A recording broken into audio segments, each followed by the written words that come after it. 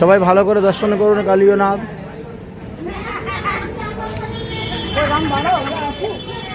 আসো সামনে চলো।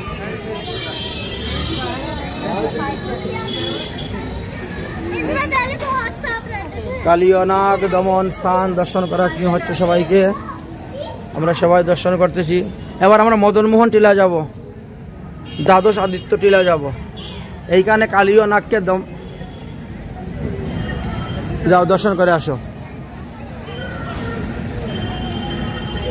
এখানে কালীয় নাগকে দমন করার পর ভগবান শ্রীকৃষ্ণের সমস্ত শরীর বরফের মতো শীতল হয়ে গিয়েছিল, যার কারণে সমস্ত সখাগণ তখন সূর্যদেবকে আরাধনা করলেন।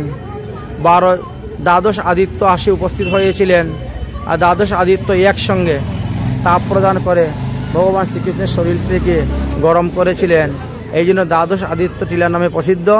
আমরা এখন সেই দ্বাদশ আদিত্য টিলা যাব দর্শন করার জন্য, যেখানে সনাতন গোস্বামী পাদ বসে ভোজন করেছিলেন, যেখানে মদনমোহন বিগ্রহ, মদন গোপাল বিগ্রহ দর্শন করা যাবে।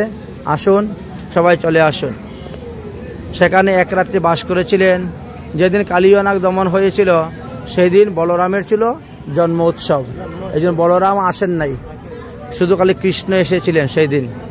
আসুন, বলরামের জন্ম উৎসবে দিবসে এই কালীয় নাগ দমন হয়েছিলেন, এই কথা আলোচনা করা আছে ভাগবতে। আমরা সেই ভাগবতে বর্ণিত সেই অপ্রাকৃত দিব্যস্থান, লীলাস্থান, দিব্য চিন্তামণি ধাম শ্রীধাম বৃন্দাবনে এসে উপস্থিত হয়েছি এবং বৃন্দাবনে আমাদের সবাইকে দর্শন করাচ্ছি। বৃন্দাবনের ভগবানের লীলাস্থানগুলো দর্শন করানো হচ্ছে।